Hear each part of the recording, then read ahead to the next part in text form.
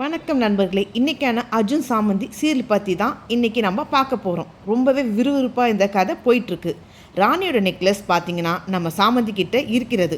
நம்ம அரசிக்கு தெரிய வருமா, இல்லை காட்டு ராஜா நம்ம சாமந்தியை கண்டுபிடிச்சி அந்த வெட்டிங் டே நம்ம அரசிக்கு அந்த நெக்லஸ் கொடுக்க போகிறாங்களா, அப்படி பற்றி தான் இந்த வீடியோக்குள்ளே நம்ம பார்க்க போகிறோம். வீடியோவை ஸ்கிப் பண்ணாமல் முழுசாக பாருங்கள் நண்பர்களே. இந்த பக்கம் பார்த்திங்கன்னா நம்ம அரசியோட அவங்களோட வெட்டிங் ஆனிவர்சரிக்கு வீட்டு ஃபுல்லாக அலங்காரம் பண்ணணும் அப்படின்னு சொல்லிட்டு அந்த டெக்கரேஷன் ஆட்கள் எல்லாம் கூப்பிட்றாங்க. ஆனால் ஒரு சில காரணங்களால் அவங்க வர முடியாத சூழ்நிலையில் தள்ளப்படுறாங்க. அப்போ பார்த்திங்கன்னா நம்ம ரோஜா இந்த நேரத்தில் நம்ம சாமந்திக்கு பார்த்திங்கன்னா ஒரு பெரிய விஷயத்த அவங்க பணம் தேவை அப்படின்னு சொல்லிட்டு அவங்களுக்கு ஒரு கட்டாயத்தை கொடுக்குறாங்க. அதனால் சாமந்தி எப்படியாவது அக்காவோட படிப்புக்கு நம்ம எப்படியாவது உதவி பண்ணணும் அப்படின்னு சொல்லிட்டு இந்த இடத்துலேருந்து ஏதாவது ஒன்று கிடைக்குமா அப்படின்னு சொல்லிட்டு பார்வதி கிட்ட போயிட்டு கேட்குறாங்க. பார்வதி சொல்கிறாங்க, ரொம்ப வருஷமாக என்கிட்ட பணமே இல்லை, பணம் இல்லாமல் தான் வீட்டு வேலை செஞ்சுக்கிட்டு இருக்கேன் அப்படின்னு சொன்னதுனால நம்ம சாமந்திக்கு என்ன பண்ணுறது தெரியல. கடைசியில் பார்த்திங்கன்னா டெக்கரேஷனுக்கும் நம்ம பார்வதி தலையில் கையை வச்சுட்டாங்க. உடஞ்சிக்கிட்டே இருக்காங்க. என்னத்தை பூக்கடைக்கு நடுவில் சந்தோஷமாக இருக்க வேண்டிய நீங்கள் இந்த மாதிரி இருக்கீங்க அப்படின்னு கேட்குறாங்க. அதுக்கு பார்வதி சொல்கிறாங்க, இந்த மாதிரி டெக்கரேஷன் ஆள் வரத்துக்கு நாளைக்கு காலையில் ஆகிடும், நான் என்ன பண்ணுறதுன்னு தெரியல அப்படின்றாங்க. அந்த நேரத்தில் நம்ம சாமந்தி இது ஒரு பெரிய வாய்ப்பாக நினச்சிட்டு பயன்படுத்துகிறாங்க. அப்போ அவங்க அந்த நேரத்தில் சொல்கிறாங்க, நான் ராஜா ராணிக்கு இந்த மாதிரி ஒரு டெக்கரேஷன் எல்லாம் பண்ணி இருக்கேன் அப்படின்றாங்க. அப்போ இந்த அர்ஜுனை கேட்டுகிட்டே ரொம்பவே சிரிப்பாக எடுத்துக்கிறாங்க. அந்த இடத்துல, என்னது ராஜா ராணிக்கே நீ டெக்கரேஷன் பண்ணியிருக்கியா? ஆமாம், எங்கள் ஊரில் நான் எவ்வளவோ வேலையெல்லாம் செஞ்சுருக்கேன் அப்படின்னு சொல்லிட்டு அவங்களோட ஊர் கதையை மொத்தமாக சொல்கிறாங்க. அந்த நேரத்தில் நம்ம அர்ஜுனன் அதை பார்த்து சிரிக்கிறாங்க. அதுக்கப்புறம் பார்த்திங்கன்னா நம்ம சாமந்தியோட திறமையை பார்த்திங்கன்னா அதில் தெரியப்படுத்துகிறாங்க. அதுக்கப்புறமா நம்ம அர்ஜுனனும் சாமந்தியும் ஒரு உதவி செய்கிறாங்க. அவங்களுக்கு டெக்கரேஷனுக்கு எல்லா ஏற்பாடுகளையும் பண்ணி கொடுக்குறாங்க. அந்த இடத்துல அந்த டெக்கரேஷன் ஃபுல்லாகவே சூப்பராக முடிச்சிருக்காங்க நம்ம சாமந்தி. அதுக்கப்புறம் பார்த்திங்கன்னா அவங்க ரொம்ப டயர்டாகி சோபாலே படுத்து தூங்கிடுறாங்க. ஒரு பக்கம் நம்ம அர்ஜுனனும் தூங்குறாங்க. இந்த பக்கம் பார்த்திங்கன்னா இந்த ரோபோட்டையும் ஆஃப் பண்ணதுனால அவங்க அரசி வரத அந்த ரோபோ எப்போவுமே எச்சரிக்கை கொடுக்கும். ஆனால் அந்த இடத்துல ரோபோ ஆஃப் பண்ணதுனால அந்த அரசி வந்திருக்காங்க அந்த இடத்துக்கும். அப்போ நம்ம சாமந்தி தூங்குற நம்ம அரசி பார்த்துட்டு செம்ம கடுப்பாகி கத்த ஆரம்பிக்கிறாங்க. அதுக்கப்புறம் அங்கே இருக்கிற தண்ணியை தூக்கி நம்ம அரசியை சாமந்தி மேலே ஊற்றிடுறாங்க. சாமந்தி அப்படியே துடிச்சு எந்திரிக்கிறாங்க. ஒரு பக்கம் அர்ஜுனன் ஆல்ரெடி நம்ம அரசி வரத்தை பார்த்துட்டு சைடாக தூணுக்கு மத்தியில் போய் ஒளிஞ்சிக்கிறாங்க. இந்த பக்கம் போச்சு, அம்மா என்ன பண்ண போகிறாங்கன்னு தெரியல சாமந்தி அப்படின்னு சொல்லிட்டு ஒரே பரபரப்பாக இருக்கிறாங்க அந்த இடத்துல. அப்போ தான் நம்ம சாமந்தி அப்படியே எந்திரிக்கிறாங்க. என்ன நினச்சிக்கிட்டு இருக்க, யாரோ வெளியில் போகிறவங்க இந்த சோபாவில் படுத்துக்கிறாங்க, அந்த சோபாவை விலை உயர்ந்து வாங்கி போட்டிருக்கேன்னு அப்படின்னு சொல்லிட்டு அவங்களோட திமிர்த்தனத்தை எல்லார் முன்னாடியே வெளிப்படுத்துகிறாங்க. அதுக்கப்புறமா பார்த்தீங்கன்னா, என்ன மன்னிச்சிருங்க, நான் ஆழ்ந்து தூங்கிட்டேன் அப்படின்றாங்க. அதுக்கப்புறம் நம்ம பார்வதியை கூப்பிட்டு எல்லா விஷயத்தையும் சொல்கிறாங்க. இதோட லாஸ்ட் வார்னிங்காக இருக்கட்டும், இந்த மாதிரி ஒரு காரியம் இனி இந்த வீட்டில் நடக்கிறதே வேற அப்படின்னு சொல்லிட்டாங்க. அந்த இடத்துல நம்ம அரசி சொல்கிறாங்க, அதுவும் இல்லாமல் எப்போவுமே ரோபோட் எனக்கு எதுவாக இருந்தாலும் எனக்கு காலையில் குட் மார்னிங் சொல்லும், யார் அந்த ரோபோட்டை ஆஃப் பண்ணி வச்சுருக்காங்க அப்படின்னு சொல்லிட்டு நம்ம அரசி கேட்டுக்கிட்டே இருக்கும்போது சைடாக போயிட்டு நம்ம நல்ல வேலை அந்த இடத்துல நம்ம அர்ஜுனை அதை ஆன் பண்ணியிருந்தாங்க. அதுக்கப்புறம் நம்ம சோஃபா வழக்கம் போல் அவங்களுக்கு குட் மார்னிங் சொல்லியிருக்குது. அதுக்கப்புறம் நம்ம அரசி அந்த இடத்த விட்டு போயிடுவாங்க. இந்த பக்கம் பார்த்தீங்கன்னா, என்ன சாமந்தி அப்படின்றாங்க. அதுக்கப்புறமா அவங்க சொல்கிறாங்க, மறந்து போயிட்டேன் சொல்கிறதுக்கு, இந்த டெக்கரேஷன் எல்லாமே சூப்பராக இருக்குது அப்படின்னு சொல்லிட்டு அரசி சொல்லிடுறாங்க. இதனால் நம்ம சாமந்திக்கு ரொம்ப சந்தோஷமாகுது. அதுக்கு பார்வதி கேட்குறாங்க, என்ன சாமந்தி சந்தோஷமாக இருக்குது அப்படின்றாங்க. ஆமாம், அந்த ரோபோ அம்மா டெக்கரேஷன் நல்லா இருக்குது சொல்லியிருக்காங்களாம், அது எனக்கு சந்தோஷமாக இருக்குது அப்படின்றாங்க. ஐயோ, என்ன அவங்க உன் மேலே தண்ணி ஊற்றி இருக்காங்க, நீ போய் சந்தோஷப்பட்டிருக்க, அந்த தண்ணி ஊற்றுனதெல்லாம் பரவாயில்ல, ஆனால் டெக்கரேஷன் நல்லா இருக்குன்னு அவங்க வாயால் சொல்லிட்டாங்களே, அது போதும் எனக்கு, இப்போ பணம் கிடைக்கும்ல அப்படின்றாங்க. அதெல்லாம் கிடைக்கும், என்ன அதை இழுக்கிறீங்க, பணம் கிடைக்குமா கிடைக்காதா? அதெல்லாம் கிடைக்கும் கிடைக்கும் அப்படின்றாங்க. அப்போ தான் பார்த்தீங்கன்னா வீட்டுக்கு டெக்கரேஷன் பண்ண ஆட்களும் வராங்க. அந்த பக்கம் எப்படி சொல்லி சமாளிக்கிறதுனே தெரியல. பார்வதி ஒரு பக்கம் பதட்டத்தில் நிற்கிறாங்க.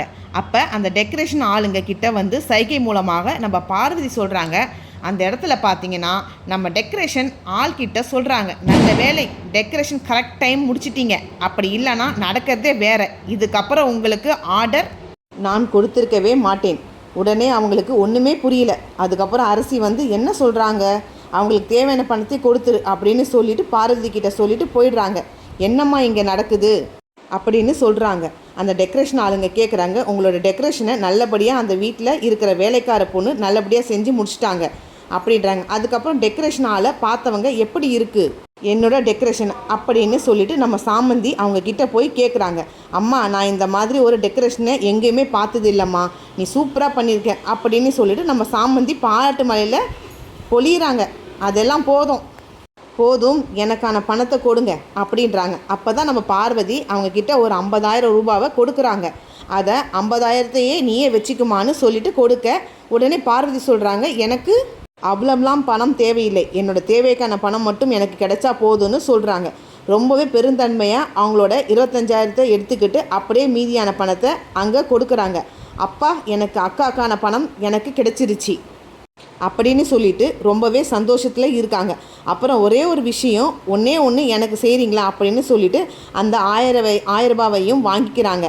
அந்த 1000 ரூபாய் யாருக்குன்னு பார்த்தீங்கன்னா நம்ம அர்ஜுனனுக்கு தாங்க.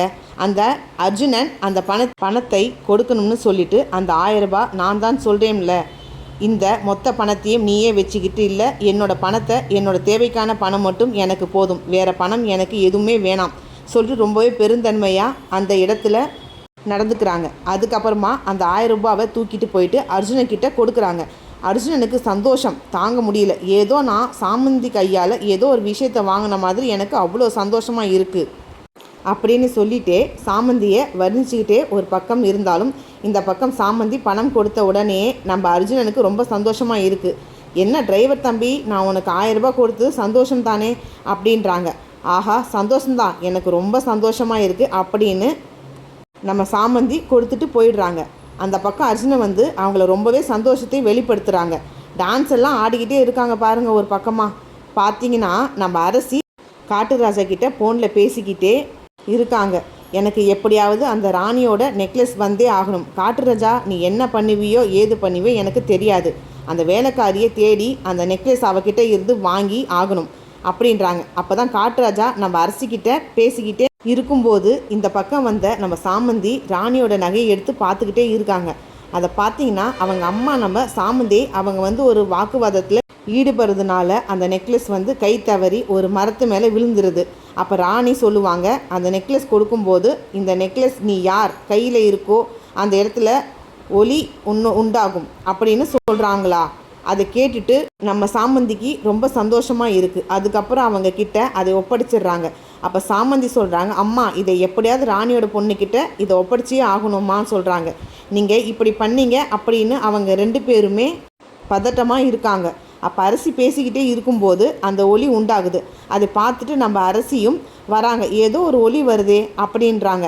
இந்த ரோபோட்டும் அந்த எச்சரிக்கையை கொடுக்குது. அதை பார்த்துட்டு ரொம்பவே பதட்டத்தில் இருக்காங்க. ஐயோ, இது யாருமே பார்த்துடக்கூடாதே, என்னம்மா நீ பண்ணி வச்சுருக்க அப்படின்னு சொல்லிட்டு ஒரே பரபரப்பாக இருக்காங்க நம்ம சாமந்தி. அதுக்கப்புறம் எப்படியோ பார்த்தீங்கன்னா நம்ம அரசியும் வர நேரத்தில் அந்த நெக்லஸ் வந்து ராணிக்கிட்ட அவங்க வேண்டுறாங்க, ராணி இதை யாரும் பார்த்துடக்கூடாது, இது எப்படியாவது என் கையில் வந்துடணும் அப்படின்றாங்க. எப்படியோ நம்ம அரசி பார்த்திங்கன்னா வரதுக்கு முன்னாடியே நம்ம சாமந்தி கையில் அந்த நெக்லஸ் கிடச்சிருது. அதுக்கப்புறம் நம்ம அரசி வந்து பார்க்குறாங்க, நிலா வெளிச்சமாயுது அப்படின்னு சொல்லிட்டு அவங்களுமே அந்த இடத்த விட்டு போயிடுறாங்க. இந்த பக்கம் நம்ம காட்டுராஜா கிட்ட சொல்கிறாங்க, எப்படியாவது என்னோடய வெட்டிங்க்கு அந்த நெக்லஸ் வந்தே ஆகணும், நீ என்ன பண்ணுவியோ ஏது பண்ணுவியோ தெரியாது அப்படின்னு சொல்கிறாங்க. இந்த பக்கம் பார்த்தீங்கன்னா காட்டுராஜா சாமந்தி, நீ சாமந்தி எங்கே இருக்க அப்படின்னு சொல்லிட்டு ஆக்ரோஷமாக கத்துறாங்க நம்ம காட்டுராஜாவுக்கு நம்ம அரசி வந்து இன்விடேஷன் வச்சுருக்காங்க. அந்த இடத்துல நம்ம காட்டுராஜா வரும்போது அரசி வந்து சொன்ன மாதிரி சாமந்தியை தேட போகிறாங்க நம்ம காட்டுராஜா. ஆனால் காட்டுராஜா கிட்ட நம்ம சாமந்தி கிடைப்பாங்களா, இல்லை இங்கே வரும்போதே நம்ம சாமந்தி அவங்கக்கிட்ட மாட்டுவாங்களா அப்படின்ட்டு நம்மளுக்கு தெரியல. ஒரு பக்கம் பார்த்திங்கன்னா அர்ஜுன் ரொம்பவே சந்தோஷமாக இருக்காங்க. அவங்களுக்கு தேவையான துணிகள் எல்லாம் எடுக்கிறதுக்காக 2 பேரும் கடைக்கு ஜோடியாக போயிட்டு இருக்காங்க. அந்த இடத்துல பார்த்திங்கன்னா பானிபூரி கடைக்காக நம்ம போயிட்டு நம்ம அர்ஜுனும் சாமந்தியும் போய் சாப்பிட்றாங்க, சந்தோஷமாக சாப்பிட்றாங்க. அந்த பக்கம் பார்த்திங்கன்னா நம்ம தமிழரசி வந்துக்கிட்டு இருக்காங்க. அவங்களோட ஃப்ரெண்டோட ஃபோனில் பேசிக்கிட்டு வராங்க. அப்போ நம்ம எதிர்ச்சியாக அர்ஜுனை பார்க்குறாங்க. உன் பையன் எந்த இடத்துல இருந்து பானிபூரி சாப்பிட்டுட்டு இருக்கான் பார்க்குறியா அப்படின்றாங்க. அதை பார்த்து நம்ம அரிசிக்கு செம்ம கடுப்பாகுது. ஆனால் நல்ல வேலை நம்ம தமிழரசி பார்த்திங்கன்னா நம்ம சாமந்தியை பார்க்கவே இல்லை. கடைசியில் அந்த இடத்துல டிரைவர் வண்டி எடுக்க சொல்லி ரொம்பவே கோபத்தோடு போகிறாங்க. இந்த இடத்துல பார்த்திங்கன்னா நம்ம அர்ஜுன் வீட்டுக்கு போனதுமே பானிபூரியை செஞ்சு வச்சு நீ இதை சாப்பிட்டே ஆகணும் அப்படின்னு சொல்கிறாங்க. கடைசியில் அது வாமிட் அளவுக்கு கொண்டு போயிடுது. நம்ம தமிழரசி அவங்களுக்கு ஒரு பெரிய தண்டனையே கொடுக்குறாங்க. அந்த இடத்துல நம்ம சாமந்தி வந்து என்ன ஆச்சு அப்படின்னு கேட்குறாங்க. நம்ம சாமந்திக்கும் இந்த வீட்டில் நடக்கிற பல விஷயங்களை வந்து புரியாமலேயே இருக்குது. நம்ம சாமந்தி என்ன தான் நடக்குது, இந்த வீட்டில் ஏதோ மர்மம் நடந்துக்கிட்டே இருக்குன்னு யோசிக்கிறாங்க. இது என்னன்னு நம்ம கண்டிப்பாக கண்டுபிடிக்கணும் அப்படின்னு சொல்லிட்டு நம்ம சாமந்தி முடிவெடுக்கிறாங்க. அதுக்கப்புறம் நம்ம சாமந்தி தமிழரசியோட பின்னணி என்னன்னு கண்டுபிடிக்கிறாங்க. அடுத்து வரக்கூடிய வீடியோவில் நம்ம என்னன்னு பார்க்கலாம். மறக்காமல் என் சேனலுக்கு சப்போர்ட் பண்ணுங்கள், லைக் பண்ணுங்கள். நன்றி உறவுகளே.